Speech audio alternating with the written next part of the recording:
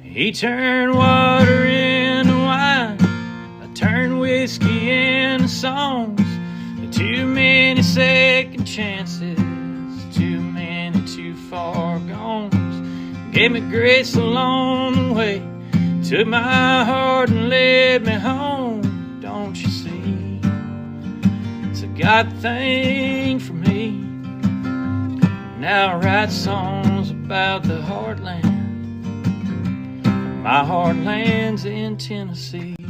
Welcome to the Heartland Journal Podcast with Steve Abramowitz, Editor-in-Chief of HeartlandJournal.com. Howdy, y'all. Welcome back. I'm Steve Abramowitz, and yes, the beard is back, grayer than ever, but here you go. Only you on Rumble and YouTube will notice, but the rest of you, welcome back. This is the Heartland Journal Podcast. On this show, we are focusing on our nation today with always an interesting person making a positive change in our community and lovers of truth. Today, we are talking with special guest Peter Francis Dante. In the mid-90s, Peter had a small part on the Jeff Foxworthy Show and Larry Sanders Show. In 1998, he appeared in the films The Wedding Singer and The Waterboy, and his career exploded. From there, he continued his comic relief in Happy Madison productions such as Little Nicky, Mr. Deeds, Grandma's Boy, I Now Pronounce You Chuck and Larry, Strange Wilderness, Jack and Jill, and Big Daddy, for which he was nominated for a GLAAD Award. That's the Gay and Lesbian Alliance Against Defamation. Interesting. 50 First Dates with Adam Sandler and Drew Barrymore, 16 films in total. Peter's ex-wife, Cynthia, is Brad Pitt's manager and publicist. Peter met Brad when he was working on the Larry Sanders Show in 1995. At the time, Brad was shooting the movie California and needed an assistant. I was Brad's first assistant ever. I worked with him for 2.5 years, he says. With his affable brown eyes, disarming grin, and ability to swiftly pull you into his force field, it's no wonder why people like Brad Pitt and Adam Sandler enjoy being a part of Peter Dante's world. When he's not being dad, acting in films, coaching lacrosse, skateboarding, playing basketball, or volunteering his time at a homeless shelter, Peter also writes and records his own music. His album is titled Peace, Love, and Freedom, which you can find on iTunes or peterdante.com. All right, let's get into his world. Hello, Mr. Dante. How are you today? Good morning. Good morning for you on the West Coast. Where are you? LA? LA, Los Angeles, the West Side, right by UCLA. Yeah. Oh, okay. My old stomping grounds. I read about you back in 2013. There was an expose done on you. Peter's most powerful talisman is his faith. He knows life is a gift, and what we do with that life is our gift back. Each week gives Peter back by counseling those who have lost their way at the Blessed Sacrament Shelter in Hollywood, by nurturing his own children, by inspiring the youth in lacrosse, by writing and sharing his music, and by continuing to bring humor into our hearts and homes. You still that guy over a decade later? Jake, I believe. Way more that guy with the age and the gray beard. What's up, everybody? How are you? I love you. God bless you. Come closer. Yes, Come that closer was back in the day when I closer. was volunteering at, I think, One Love Homeless Shelter and the church over there. Oh, Blessed Sacrament. It was so much fun dealing with all the homeless in Hollywood. I don't do that presently just because I've been on tour too much. But now that I'm home for the summer, I intend on going back out over there and into Santa Monica and Venice and volunteering again with some kind of shelters, homeless, and church also. And faith, funny, faith, spirituality, positivity, connectivity, synergy, love, loyalty are so much more soothing to hear and soothing to say and soothing to feel than all the other words that I don't say. Like in my most present song that I wrote with Scotty Austin called Live, Laugh, Love, the first verse says one word that you should never say. You know, don't say it, don't feel it, you might mean it. Oh, and then you might want to be it. And it's the word that starts with H, which I won't even say. Because, you know, being spiritual and having faith and being positive rather than what our world has turned into, and they're turning everyone into targets and negative things when they know nothing about them. And it's very sad because you should investigate and learn of someone before you make a silly comment online or say something negative about them.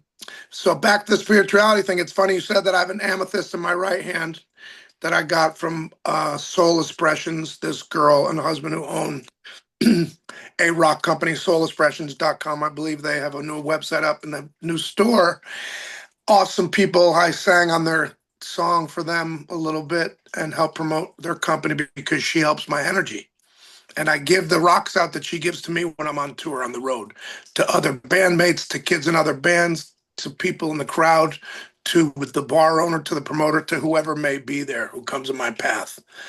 These 3 rocks are from last year, like a year and a half ago, when Jacob, Tyler, Scotty, and I were on the Live, Laugh, Love tour together in upstate California, NorCal, Northern California. We were in the redwoods and we were skimming rocks on the rivers.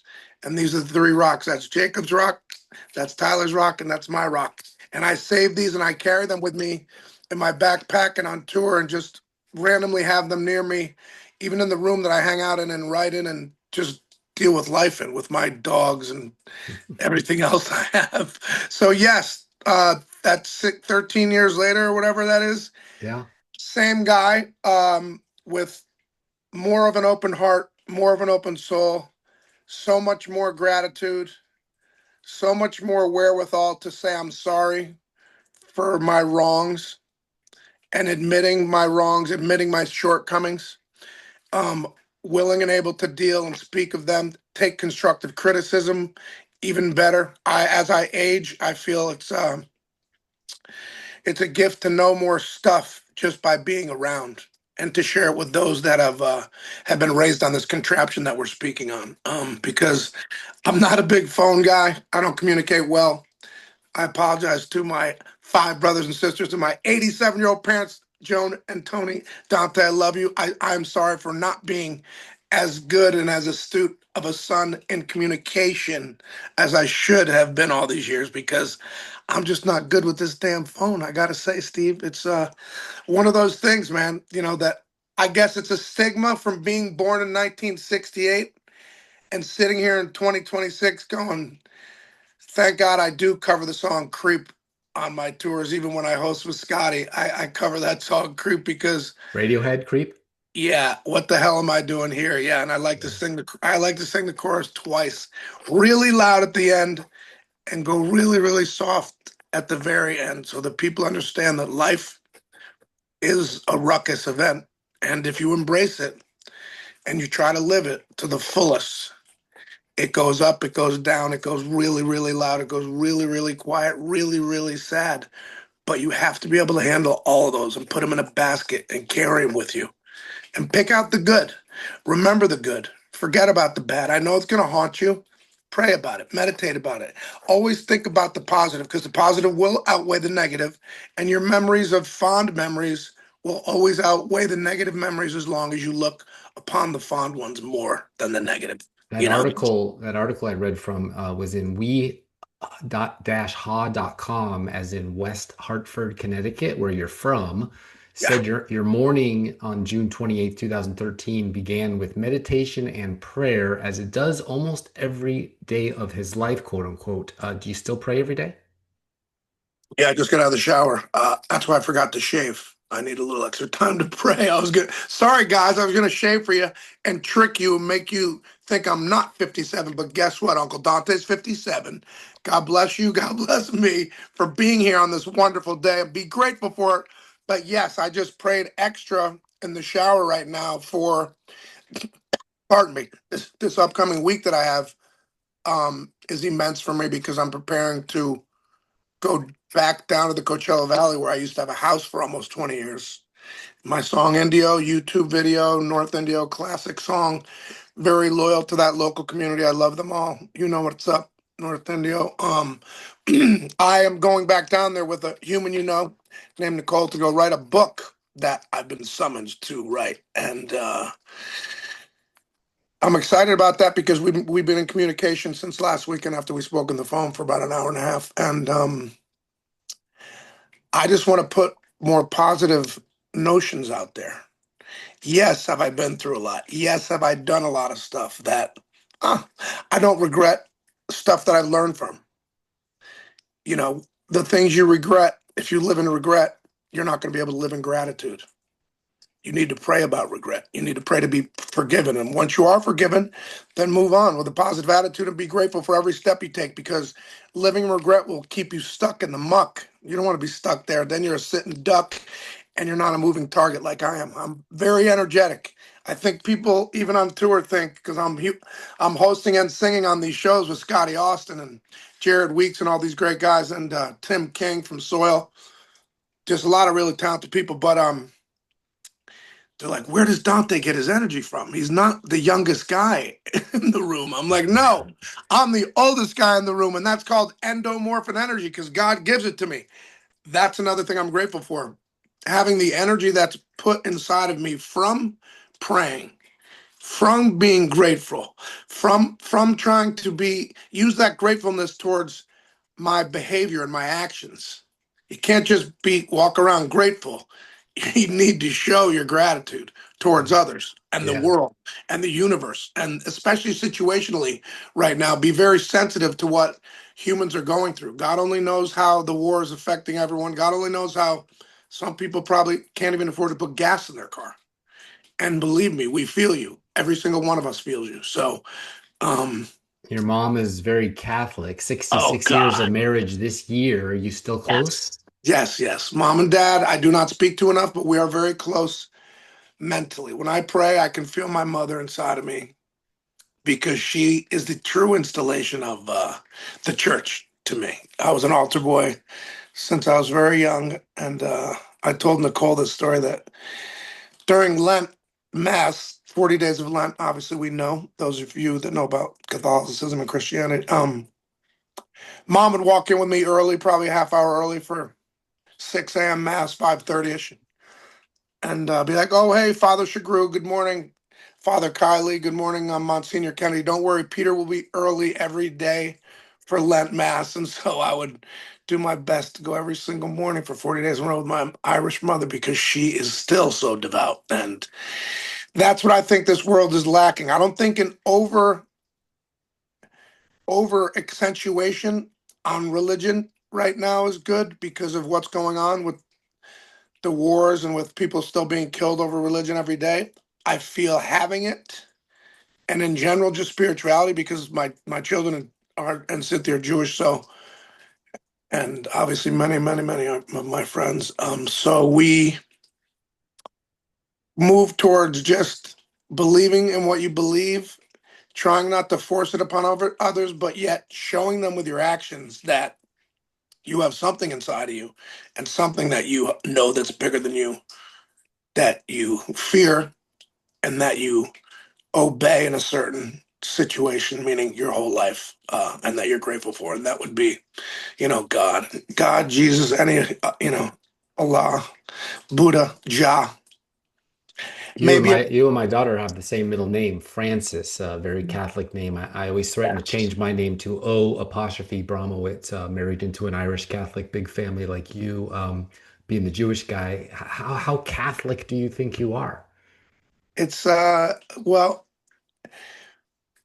being so politely force fed, mom. No worries, love you. I hope she watches this. I Excuse me. hope she watches this. Mhm. She'll watch it. Um, so as I said, politely force fed, which hopefully kids, well, if there's any kids watching this, hopefully understand that. I It was easy for me. Plus, I went to Hofstra University in Long Island. Huge Jewish influence of humans there. Long Island, great people. It was easy for me to transition into becoming a part of our temple with my kids going to the preschool. At Kilat Israel in the Palisades. Um, God bless it, burned down. But that for me, it was just like becoming more spiritual, learning more about religion, and having more inside of me. more knowledge, more feelings, and less strict or stringent upon how those who are so religious are so like, oh, this is the way Jesus wants it. Oh, we have no idea. What I've read, you can read the Bible, you can read whatever you want, but yet what I feel is that God put us here as a conglomeration of humans, animals, everything. Uh, and so far, it's been up to us to, you know, see what the outcome is. Do I believe in prayer? Yes. But do I believe that God changes things? No, I don't believe that at all. I believe that if He sees you being devout to Him and living a good life and taking care of those around you, including yourself, that there is some sort of extra protection you have just from being that person in general, you know, Yeah, just from man. being a good person. Because you could even just break that down to karma. What's your karma for holding the door for the old lady and the old man, waiting for them as they're 25 yards away from the door, but you see them coming?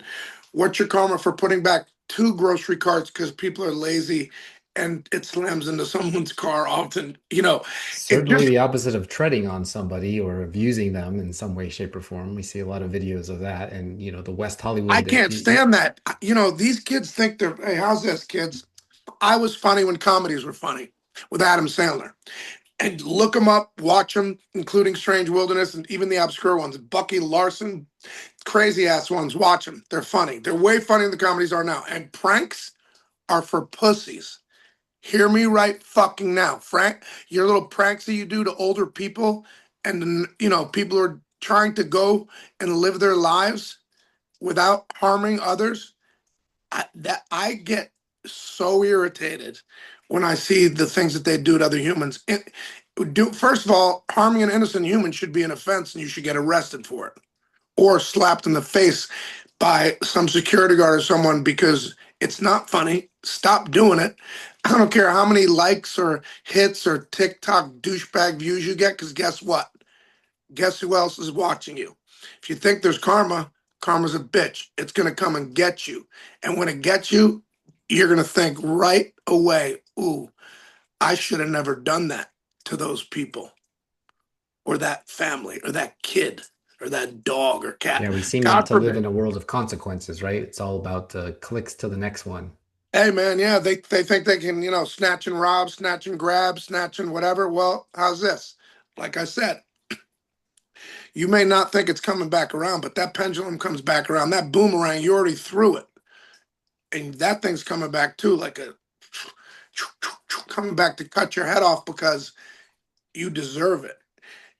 You disrupt someone else's life, you steal from them, you hurt them, you put them out in any sort of situation, meaning they can't recover. You may harm them forever. You may lead them to commit suicide. Oh yeah, the knockout game has led to some serious paralyzing and death even. So, well, let's shift gears for a second.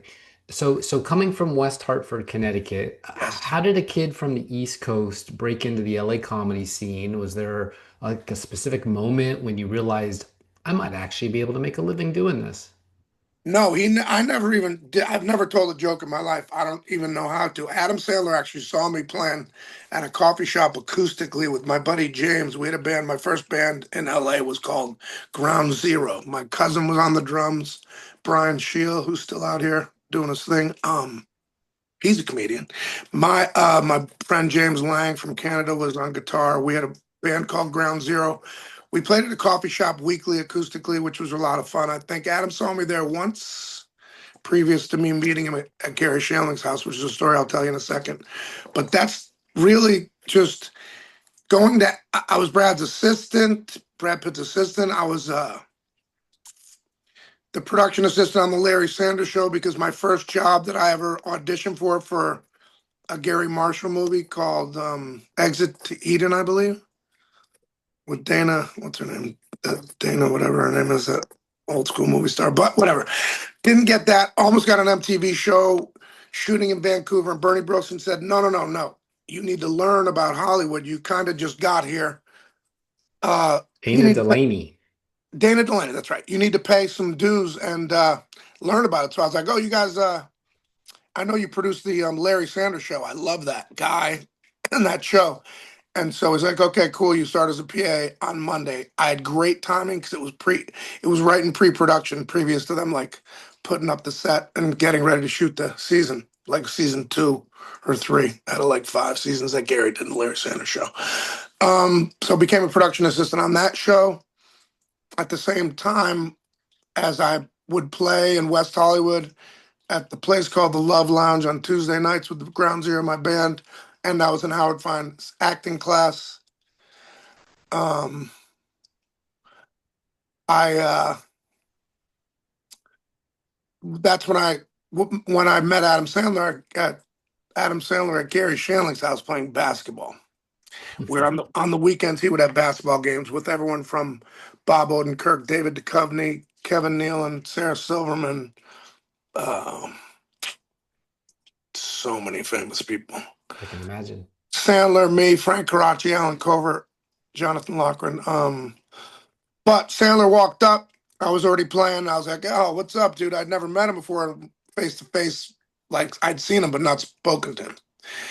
And I said, "Me and my lacrosse teammates used to watch you during spring break because we would watch reruns at Hofstra. You don't go on spring break when you play lacrosse or baseball or a spring sport. You stay on campus because you can't go anywhere. You have games." So we, in between playing video games, we would watch reruns of SNL, of like their cast a lot too. So said that to Sandler. He's like, "Dude, you sound familiar. Where are you from?" I said, "I'm from Connecticut." He said, "Oh, I'm from New Hampshire." I was like, "You shoveled more snow than me." And he said, "We should play one-on-one after this." And I said, "Okay." We played one-on-one after that, and the rest is history. And that was 1990 something. I don't. Wow. Your old guitar player in Good Charlotte, with his twin brother Joel and Benji Madden, also happens to be married to Cameron Diaz, not too shabby. How'd you hook up for your Well, dude, band, the that's a funny one. Rad No, my Coleman, I think? you know, it's funny. I've only recorded with a bunch of those kids like that, and even like who's the bass player for Jane's Addiction? Oh, Navarro. No, he's a guitarist, Oh, bass, sorry.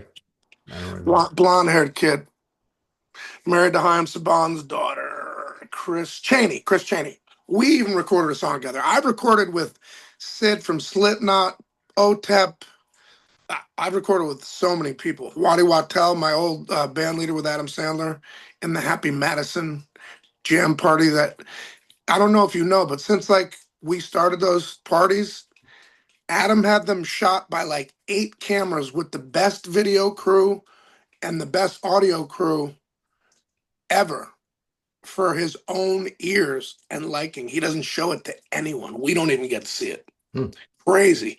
He records those parties like, we played with Jerry Cantrell and Sean from Alice in Chains probably 3 times. We played with everybody. Kiss, Gene Simmons, like lead singer of Styx, lead singer of REO Speedwagon, Kevin Cronin, all those guys. We played with everybody, Tommy dude, over the Shaw. Is years. that Tommy Shaw you just threw Yeah, out there? and Yeah. we played with everybody over all the years, and no one's ever, unless you're at those parties, which are always packed. It's like the hardest ticket to get every year in town. We have not been doing them because Waddy Wattel is Stevie Nicks' band leader, and he's too old to like do both now because he's too busy. He's been her band leader forever anyway. So, but we played with everybody over all those years together, and no one really even knows about that unless you're either part of it or you've heard about it, because there's no videos and no audio of any of the performances, which were incredible, dude. Like I got to sing with fucking Tom Morello, Audio Slave. Chris Cornell was one of my best friends, spent Thanksgiving at my house, and he I got to sing his shit with his old band, at the You Happy probably know Madison. my friend Lauren, who was his makeup artist then, out of LA. So we'll talk I about that probably later. met her. I probably met her backstage at some point. I don't really, What was the secret sauce you think with all those creatives around Sandler, Chris Rock, Spade, Rob Schneider, you of course, that made him basically the highest paid actor in the world? How Well, did Adam Sandler is the smartest. How he congregates his friends. He keeps the SNL crew around him enough with like Grown Ups and even the animated movies he does where they get paid by him. So they are forever indebted to him, which also completes his circle. You know, I came in the latest. I'm the last one. I'm younger than all them. I did not go to NYU. I'm not a comedian. I don't even know how to tell a joke. Those of y'all out there, when I'm on tour and I get on stage and I'm hosting, unless you want to get roasted like Uncle Dante, which you've probably seen video, it's not pretty. Uh, don't ask me to tell a joke. I don't know any. I'll sing a song. I'll freestyle about your ass. I'll freestyle battle your ass and whoop it. Just like I did to Vanilla Ice every time he was at our Happy Madison party. At sound check, we do rehearsal in Adam Sandler's garage. Tom Morello would bring his mom to rehearsal every time. Sweetest lady ever. Love her. So at rehearsal, Vanilla Ice would do the same freestyle that he was going to do the night of the show. So knowingly, I obviously would do a freestyle about what was actually going on that night. You know, whoever I was singing with, Tiffany or All American Rejects or whatever. And I would melt my boy Rob Van Winkle, who is one of my great friends, best friends. I melted him every time because I knew he was going to do the same ass freestyle he did at rehearsal. That's not a freestyle, y'all. So if y'all are out there rehearsing your freestyles and then busting it out on the street or in the alley or on the beach, you're bullshit. You're Yeah. fake. You're Yeah. Go full of watch shit. it. Go watch 8 Mile and see how it's done. Don't do it. Yeah, go Who's shit. funner to hang out with, Adam or Brad Pitt? They're different. Different dudes. We laugh. I mean, I introduced them too when I was Brad's assistant. I brought Brad up to Adam's house one day to like play basketball because we play basketball incessantly. Sandler, 2 days, 2 times a day, always when you're shooting a movie with Adam playing basketball. But Brad doesn't really play basketball, but we had a lot of fun. We hung out, chilled, listened to some music. We jammed a little. They got along famously. They've been friends ever since, and that was a long time ago. That was, yeah, a really long time ago. But they're different people. But we're all the same as in we love funny movies. We love art. We love music deeply, deeply. Adam, Brad, and I love music. Brad and I are 2 days and 5 years apart. So we December 18th, December 16th. I'm the latter. He's the former. I I have think he's celebrated from my Missouri, isn't he? yeah. Well, he was born, I think, in Kickapoo, Oklahoma. Oklahoma, moved to Springfield, Missouri when he was a baby. Yeah, Springfield, Missouri. Yes, Brad Pitt. And it's funny because we've celebrated probably 25, 30, like so many birthdays together over the years. So it's just I would see them separately because Adam I would always work with. Brad, I was his assistant until I got too busy with Adam. But then Brad also would hire me sometimes in between my films. He would hire me to do some like Japan only commercials with him, which was a lot of fun. Because no, I've never been in a commercial in my country, but I've been in some over there with him. And that was always fun. So it's a different adventure with those two. Do you know what I mean? Like I was Brad's assistant. So my relationship with him is more of a care was more of like a caretaker relationship, watching his back more. Although with Adam was the same thing, you know what I mean? Is he's just Adam's more receptible to his fans. Brad's very sweet, very nice to his fans, but he was more fearful of his fans at first Mm. when he first realized Which is how interesting because one's more he feel like comedy, comedy which has to be accessible, and drama needs to be a little bit more aloof, I guess, because you're a mysterious, leading man type of thing. sure, but even within that leading man type of thing, Brad's goofy as hell and really, really fucking funny. So I bet. he could have. Adam and him should have done a movie by now. I don't know why they haven't, but that's a suggestion from me. That'd be good. That'd be a nice reunited for all three of us. Anyway, so no, the funny thing about all that is that I think I was shocked how Brad was so like nervous at the beginning. He used to like hide in the back of my Volkswagen Golf that I drove around when I was assistant at first because the windows were tinted. You know, when we'd go get our Mountain Dews at the AM/PM down the street, in between building shelves in the basement and ordering lamps and furniture and shit that he loves. Still, he's Brad's got a really sharp eye and keenness for any art, antiques, Tiffany lamps, Frank Lloyd Wright influenced furniture, and he makes and he designs furniture also. He designs and builds his own furniture for years and years, dude. Even when I was his assistant, he built some stuff for our little room that we hung out in to watch TV and movies in and stuff. The old laser discs that we'd watch back in the day. That's how old we are. Um, he designed like the furniture for that room. So yeah, he's a very talented guy. I remember Betamax, so I must be older than you. But what do you say to critics who compare Sandler movies to earlier comedies like Bob Hope and Johnny Carson, saying his is, potty humor, more R-rated? And what do you think of comedy today, like the No, well, late I would. politicians, Kimmel and Colbert? No, I could care less. Yeah, take Jon Stewart and throw them all together in the ocean. I didn't mean for them to drown, but they should all be funny out there because they're not that funny anymore, Sink or and way swim.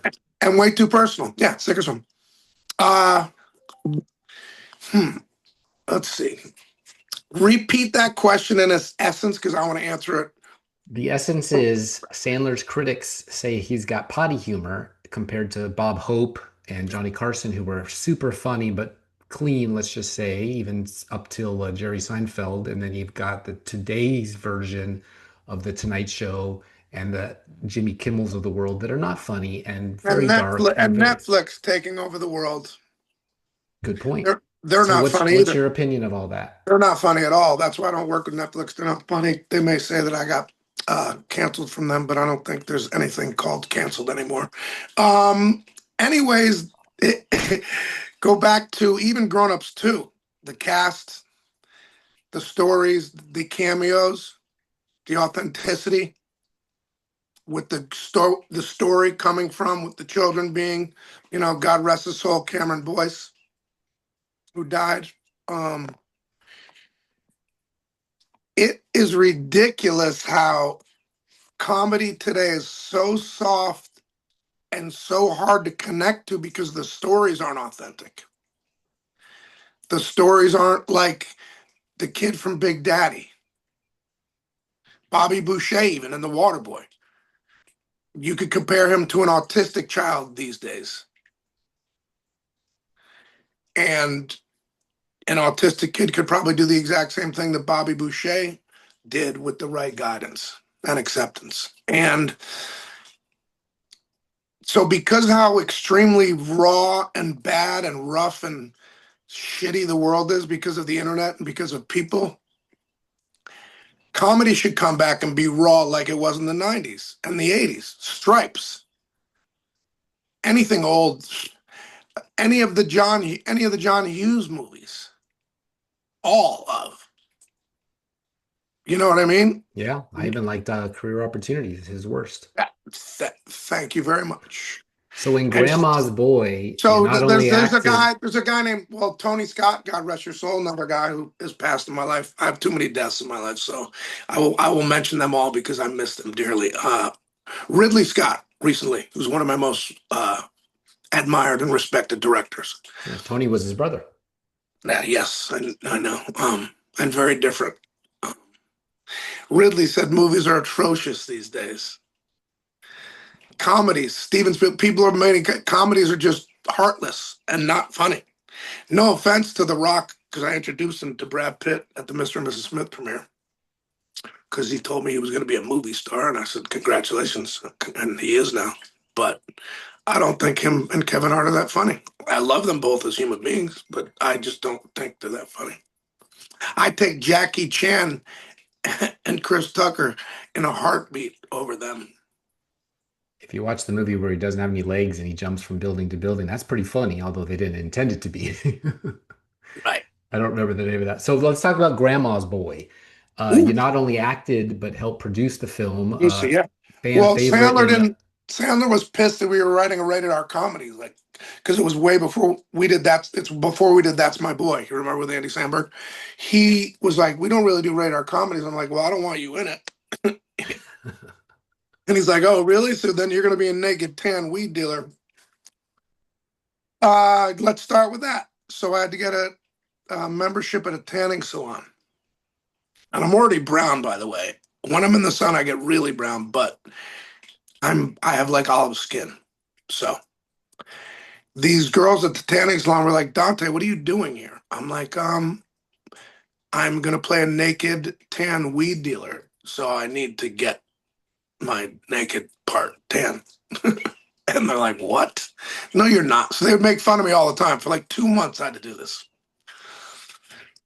Humiliating, but yet funny, dude. Like the day we shot that scene, I look outside and there's like 15 chicks underneath the where they, where Video Village is.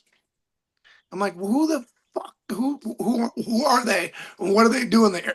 And I'm like, I recognize some of those girls from The Office out there. What are they doing over here? They're like, Dante. They knew it was the day you were gonna be naked. I was like, what? So that's how relaxed that movie was. Completely treated like an independent film. We budgeted it like as if it was The Wedding Singer without Adam, knowing we had to get it done like faster than 30 days. We came in, I think, 2 or 3 days early, under budget, I believe. And it made about $6 million opening weekend because there was zero posters, zero bus stop advertisements, nothing in the newspaper, nothing online. And it was in 2 different screens at Man's Chinese Theater. And the fucked part about that was the week before it opened, we went to a 105.9 screening of it that was obviously free, packed. They went ape shit. They gave it a standing ovation. So we were like, oh, fuck yeah. This is going to be awesome going to see the first night of Grandma's Boy at Man's Chinese. So me, Linda Cardellini, Nick Swartzen, Alan Covert, Nick Goosen, the director, Joel David Moore, we're all together. We go into the theaters and we're like, there's no one here. They already saw it. Yeah, right. They were all at that free screening. So that shit bombed in the theaters. But since then, it's become one of the biggest cult comedy classics in the history of all comedies. And it does still organically grow, Stephen, because weed and video games will continue to grow forever. So it's a cult classic amongst the stoner class for sure. Yeah. And one of the best comedies of the 90s was, the Larry Sanders Show. So how did working on that show within a show, that format? Well, Gary and I were very, very close. We both had a huge affinity for THC as well, which I still have. How did that shape your writing and your? Hey, that's what I was just going to get to. But sorry. I'm glad we think alike. He would invite me to rewrites on Wednesday night when I was a production assistant. If they needed some food or whatever, Peter, why don't you bring us dinner or coffees or whatever, and then just come sit in. So I would watch Drake Sather, God rest his soul, he hung himself, John Rigi, Maya Forbes, Steve Levitan, Paul Sims. Those you recognize those names? Paul Sims, News Radio, Steve Levitan. Obviously showrunners. They were writers for him. Gary had the sickest writing staff on the Larry Sanders Show out of anyone. I'd sit in, watch those rewrites, and poof! I'll tell you right now, I was in a comedy improv class also before I was in Howard Fine's class. What was the guy's name? Mike something. It just sucks. Most of the acting coaches have never been successful actors, so it's hard to trust them. So not Mike Myers, but some Michael. No, Mike Chain. Mike Chain was my comedy improv class I was in for years and years, at least 5 years. I did a comedy improv class that I just loved because life is comedy improv. That's why I'm not a comedian. I don't write down jokes. I write down lyrics to songs and poems and ideas that I turn into songs and music. And that was the key question I wanted to ask you is that, character actors often become known as specific roles or types. You've played everything from aggressive jocks to lovable goofballs. Do you ever feel typecast, or do you see it as I played a cop twice. Shaq and I are the best cops ever, but I also played a cop in Stuck on You. Thank you, Peter Fairley and Bobby Fairley, love you guys. They hired me for Stuck on You. And I got to arrest Greg Kinnear and Matt Damon, who were conjointed twins, for being drunk for a DUI. I remember. So I've played many roles, yes. And for me too, I have a pilot that I think you've took a gander at, where I'm going to play a maitre d' in an Italian restaurant that actually exists in real life, La Dolce Vita, Belmar, New Jersey. What's up, Nick? Nick and my nephew, I love you guys. We will be shooting that as soon as we can get it all together. I'm bringing back in my own way because I have to before I leave this earth. Hopefully, after Ronald Reagan Hospital is going to put a chip in me and make me stay like ish this looking and make me last another 55 years. No, I'm just bullshitting, but I'm not bullshitting about this. I have a pilot called Maitre Dante where I play Maitre D in an Italian restaurant. Can't tell you the story right now, but it's quite funny. And when we shoot this, I am going to bring back episodic TV, i.e., Friends, Cheers, MASH, any of the shows yet, any of those other, news radio, Always Sunny in Philadelphia. Something episodic so that you know about all the individuals' lives, their families, what goes on around them, and you appreciate it. Because that's how I feel you can bring back real comedy also. You can you can bring up anything you want. You can write anything you want. You can improv anything you want. Because I'm not going to put it on network TV. I'm going to put it on some kind of, Hulu or Apple or Streaming someone. service. You're Yeah, also well, a also music. another thing to that, what I'm going to do with my pilot, which any of you should hear this because the Danksters, the band out of the Jersey Shore, they're in the pilot. They play themselves. Anyone that needs promotion in your job or your life, I'm letting certain people play themselves, their own name, their band, or even their own business if they want to promote their business. And I have them as a character at my bar, which is going to be an immense part of the show. We're going to have a huge bar. Well, this is the same bar that's at the restaurant, actually. Like Cheers. To make it just like Cheers, so that you can check in with the local people every single day, every episode, and the chef and everyone. I'm trying, if I cannot find a really funny, a Latino, obviously Mexican, Puerto Rican, anyone, Ecuadorian, Dominicano, Cubano, I'm looking for a Latino chef cocinando for my pilot.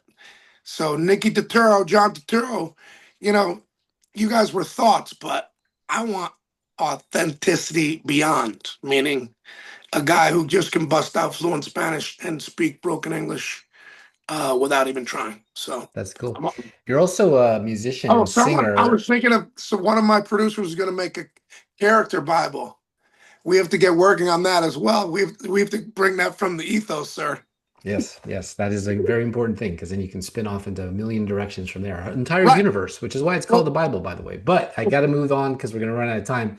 okay. Music and singer is your life. So how does music influence your performances? And have you ever pitched musical elements into the films you've worked on? Oh, Adam and I forever. I sang on a bunch of the scores of the films. We would Did write you get stuff. Billy Idol to appear in Wedding Singer? Dude, we've played with Billy Idol twice at our Happy Madison parties. And the second time he came to rehearse, he's like, "Oh, Pizza, you're gonna sing me harmonies, right, mate?" I was like, "Fuck yeah, Billy Idol." Because he's the best. And dude, ironically, Scotty and I do a few mashups. Scotty Austin, former lead singer of Saving Abel, dude I've been touring with for a while now, almost a couple years. He and I do a mashup at the end of his set where we do Rebel Yell. And it just is too fucking funny that everything comes full circle, y'all. If you guys remain to be good people, remain to be grateful, remain to be apologetic when you are wrong, but also be unapologetic for who you truly are. Stick to your guns. Be authentic. Yeah. I don't give a shit how crazy you are, as long as you know you're crazy and you're not crazy rude or crazy mean. And as I said, if you are in any facet, in any form, you can apologize. And Roll with life it. goes on. And Roll everybody with it. needs to learn, hey, everyone needs to learn to drop shit. Drop shit and move on. Drop shit and move on. Listen to Uncle Dante.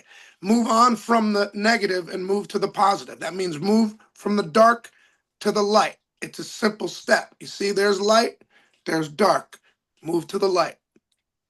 Many of your shows have been cult classics. What's it like when people come up to you and quote you back to you decades later? Well, I'll give you a good analogy on that note. Kevin Nealon, who is also from Connecticut, Waterbury, love him. What's up, Nealon? And wife and kid, love you guys. He hates me now because of every airport, every grocery store, everywhere. He said to me, he goes, "Oh, thanks, Pete Dante, you fucking asshole." I go, "Why?" He goes, "Well, it's cool that everywhere I go, people yell in my face, 'What's up, Mr. Cheezel?'" And I'm like, "Sorry, Nealon, I didn't mean to make you more famous." So yes, they do quote me. Needle dick is one of the terms where I literally randomly will be sitting eating cheese fries or a salad or, you know, at a bar at an airport, which I'm always in airports, obviously on tour and doing movies my whole life. But and someone will come up and go, dude, will you call my brother or my dad? Will you just call him Needle Dick for me? And so my quiet little time at that little bar at the airport turns into me doing a video and stupidly actually doing it too loud. And then everyone else is aware, like, oh, I thought that was you. Oh, I knew that was you. Oh, hey, can I get a photo? Can I get a photo?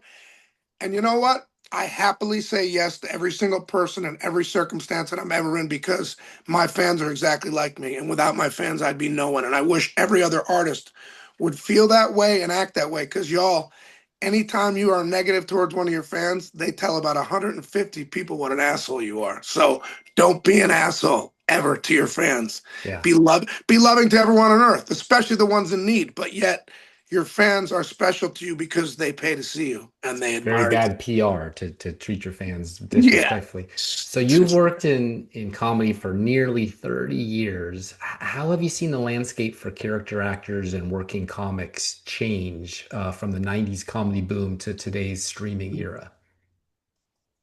Well, they all got scared, you know. Um, the dynamics and the geographics have changed. They've shifted so much, you know. Like I used to go watch Nick Swartzen and Zach Galifianakis at a place called Cafe Largo, I believe, on like Wednesday nights. And at the beginning, there was no one there for them really. I was sitting at the bar heckling them, but they were raw, bro. They were fucked. They would heckle you back. The day of the comedian getting to roast back the crowd where the crowd doesn't attack them or get offended needs to come back. They're getting paid to tell jokes. They're not trying to offend you.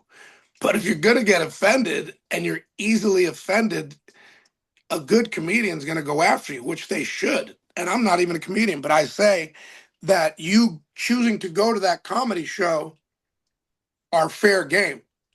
That's freedom of speech at its greatest. It's turned into not so much, and that's why I don't like it anymore. But yet, you going to that show, you're fair game, babe. You can get roasted by the comedian, or you can get up and leave and say you hate them. But you cannot be reacting in a physical or negative fashion when the kid roasts you or the girl roasts you in a good way. You have to eat crow and be like, oh, got me. Touche. As my character in Mr. Deeds would say, oh, you two tricked me into coming here. Touche. Yeah, it's like getting on a roller coaster and saying, "I didn't want that loop to loop," but it's too late. You're already strapped in. You're here for Yeah, the oh, ride. it's You like bought the saying ticket. this. You tipped the waitress. So did Eddie Murphy and George Carlin use up all the good material? So there's just not many jokes left to tell. Is that what we're into? Is like a ha drought? No way.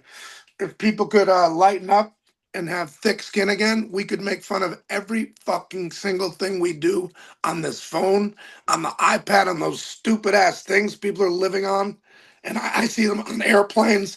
People are thinking they're gonna get hit in the fucking head by some monster 6'8" guy with a fucking thing on his face. Dude, you could rag on everything, and people would normal people would laugh at it. The amount of people who drive those self-driving cars, I don't even want to promote the fucking jackass because I don't care how rich he or the top few are, including Amazon. Yeah, pay taxes. Anyways, yeah, those people who drive those cars are just like those cars. They're lazy, they're uppity.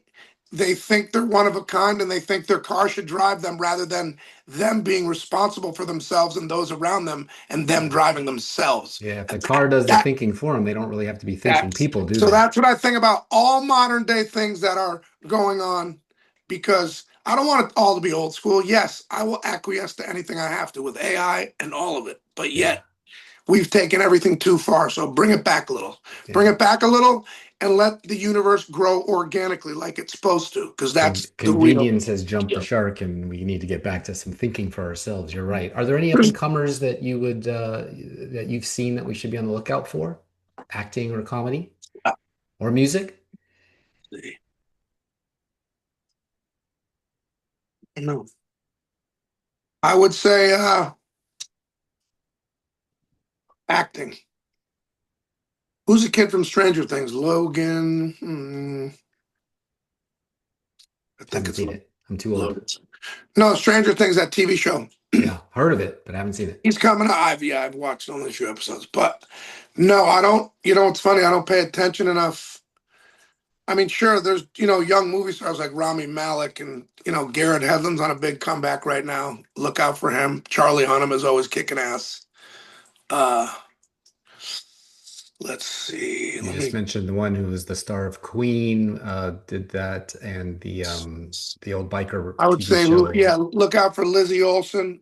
Always. Eve, Bono's daughter, Eve. Look out for. Hold on. Let me think of this one kid I was thinking of. Aaron.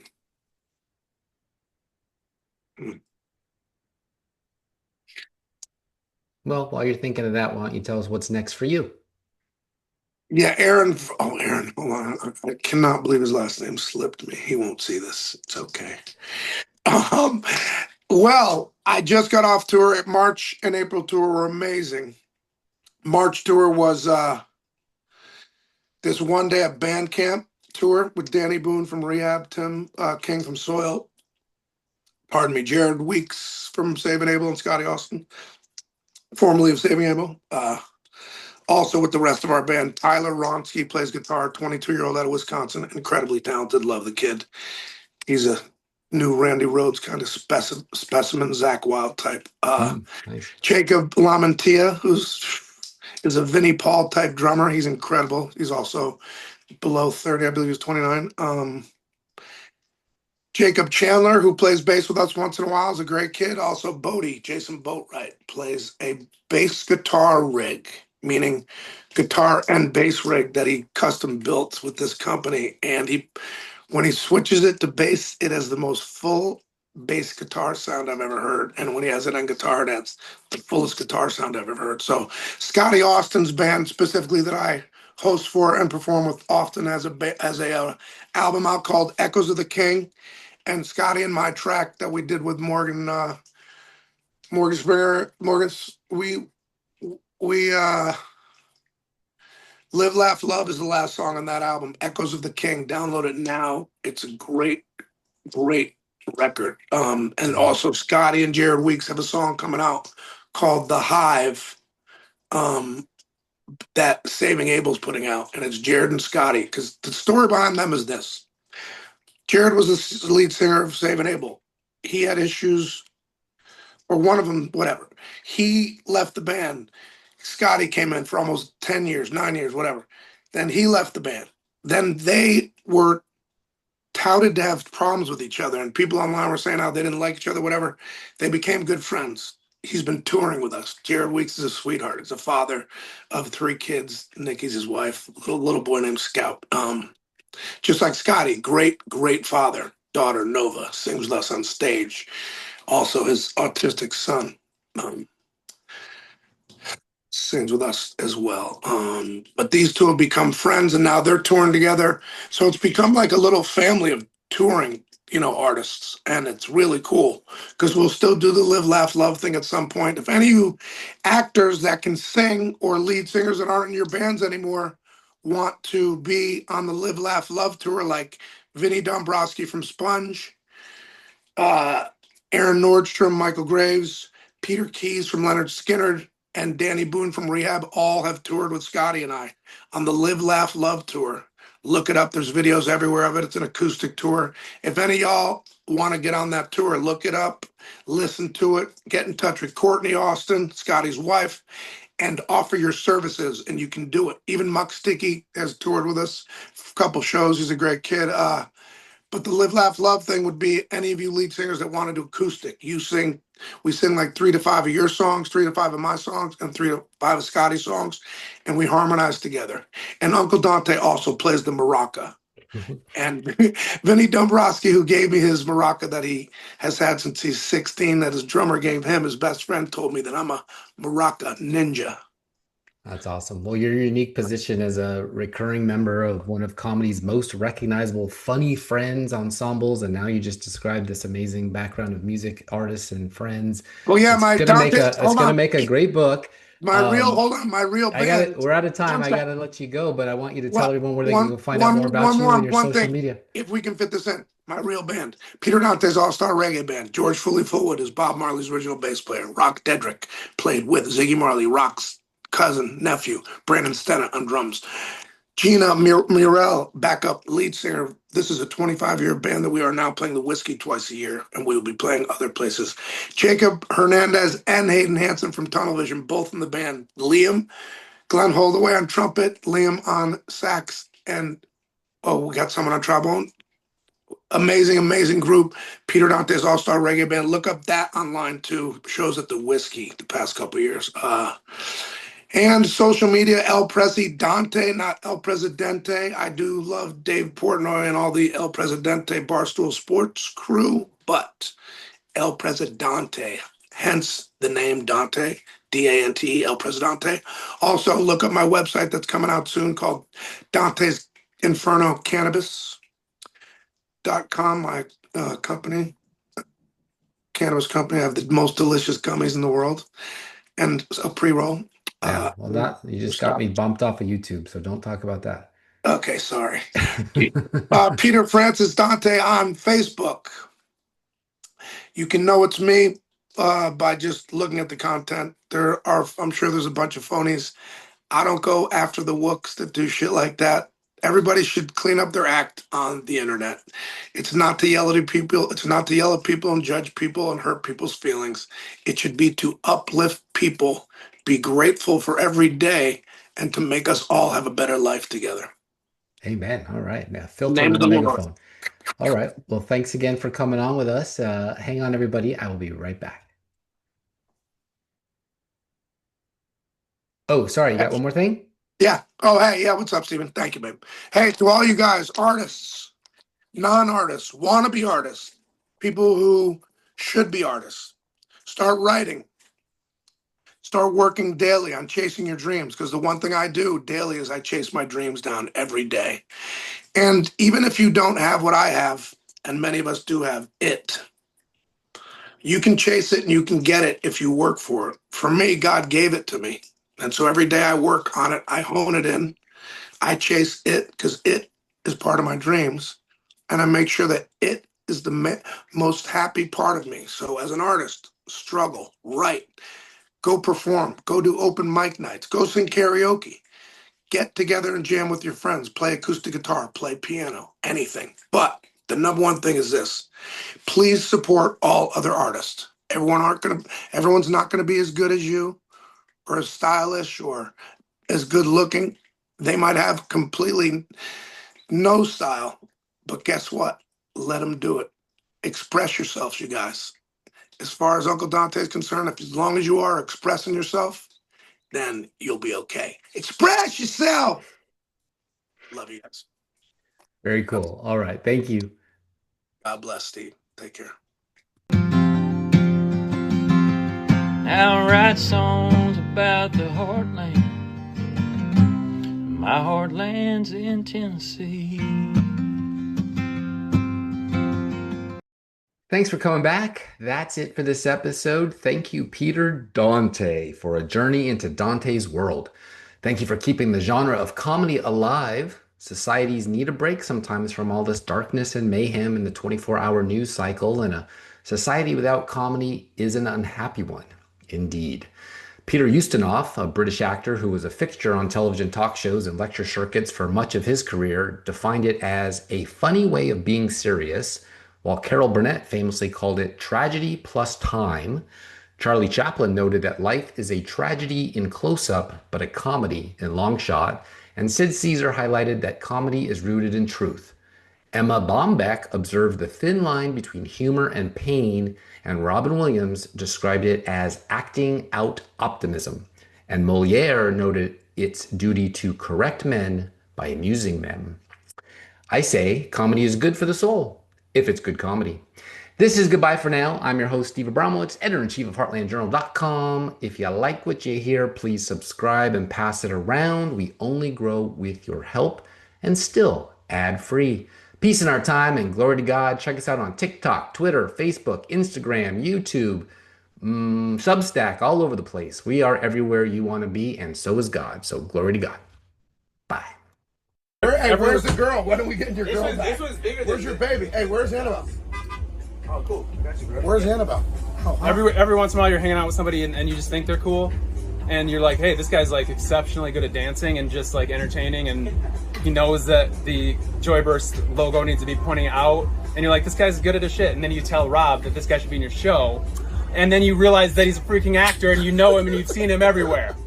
Well, I do want to be in Rob's show, but yet more importantly, my wireless mic is working now. So hey, check 1, 2, 1, 2, 3, 4, 5, 6. Hey, hola. What's your favorite Sandler movie you're in? When I play the gay lawyer in Big Daddy, because I think I used to be cute, but now I'm old. You're a very good looking guy. Oh, thank you. Thank you. How did you get hooked up with Sandler? Just because you auditioned or what? No, I met Adam Sandler at Gary Shandling's house playing basketball. What? And you weren't an actor? No, I was an actor. Okay. I was already singing, and he also saw me playing acoustically at a coffee shop with this wireless mic. It still lasts. Do you have any Sandler movies coming out? I do not. I don't work with Netflix. I'm sorry. Okay. Were you in Waterboy? I'm a quarterback in the Waterboy. Dude! I was like, I can't believe I'm hanging out with you. This is ridiculous. I said, But hey, just for the record, I thought you were cool before I knew you were an actor. I think you're cooler now, but... that's what I like when you get older, because if people don't realize your job, then they can't really place what you've done. But then when they realize, they go, oh, so you're just a normal guy that acted. Exactly. I'm a normal guy that is an artist. You guys got to continue to follow your dreams and be just like me and Rob Van Winkle. You know who Rob Van Winkle is? The Iceman. Vanilla Ice. Yeah.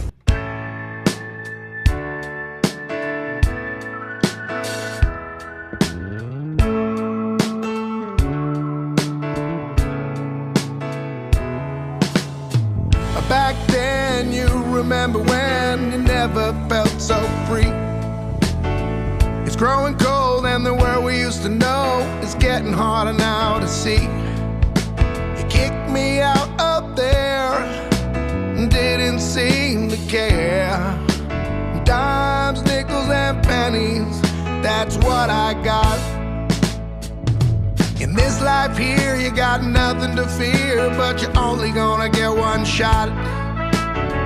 And I don't wanna walk this road alone, so I hold on to what I got. You kicked me out up there and didn't seem to care. Dimes, nickels, and pennies, that's what I got. Dimes, nickels, and pennies, that's all I got. Dimes, nickels, and pennies, that's all I brought.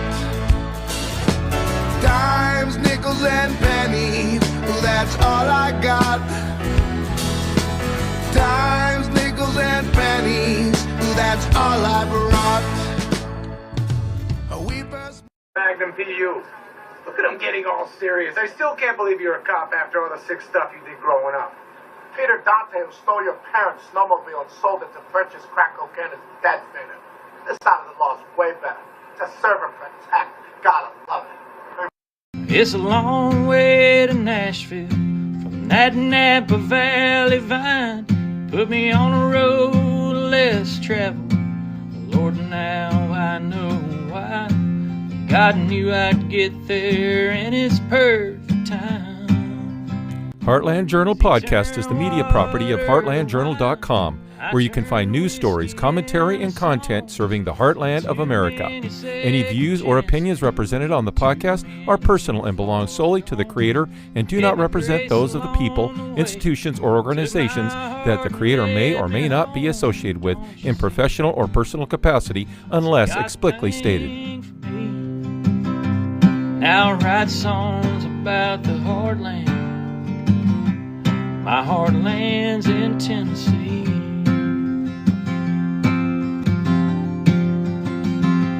Now I write songs about the heartland.